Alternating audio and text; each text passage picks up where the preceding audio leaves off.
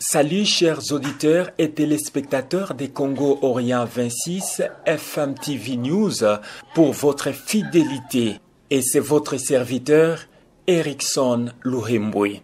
Alors, pour rester à la pointe des actualités, n'hésitez pas, abonnez-vous, aimez et partagez l'info aux autres connaissances. Voilà, nous parlons de l'alerte donnée par la population dans les zones occupées par l'armée rwandaise et ses supplétifs.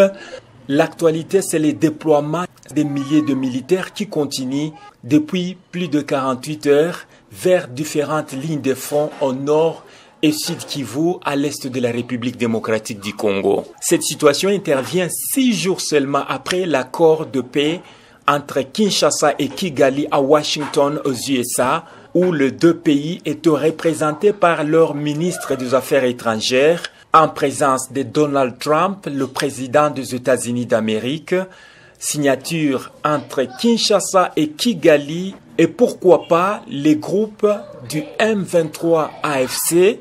Oui, la République démocratique du Congo avait refusé le dialogue direct avec les groupes du M23 AFC, qu'elle ne peut échanger rien qu'avec le Rwanda pour le gouvernement de la RDC sur le régime de Kigali, qui agit sous casquette du M23 AFC. Mais bien avant, le rapport des experts des Nations Unies a affirmé que les troupes rwandaises avaient traversé la frontière du Congo, violé donc la frontière. Et ces troupes rwandaises se sont installées et occupé les territoires congolais dans la province du Nord Kivu et Sud Kivu.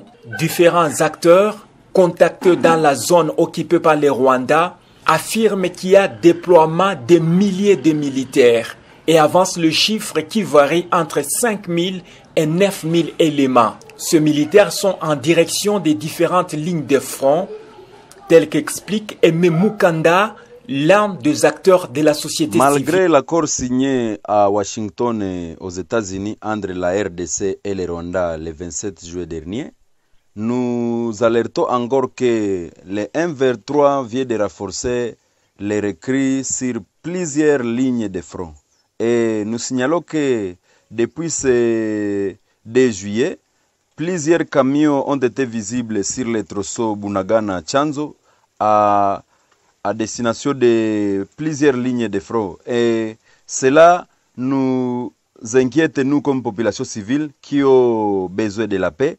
Et nous croyons qu'après la signature de cet fameux accord de paix, les choses vont s'améliorer ou changer. Mais nous regrettons de voir plus de 9000 RDF ont été encore une fois déployés sur plusieurs lignes de front, la ligne de front à Binza, Nyamilima, où un camion mini de militaires est arrivé hier soir, et sur les tronçons Lubero Sud, sur le tronçon Masisi Walikale, sur le tronçon Calais, et plusieurs autres militaires M23 RDF ont traversé le Rwanda à provenance de Chanzu pour chuter vers Bukavu.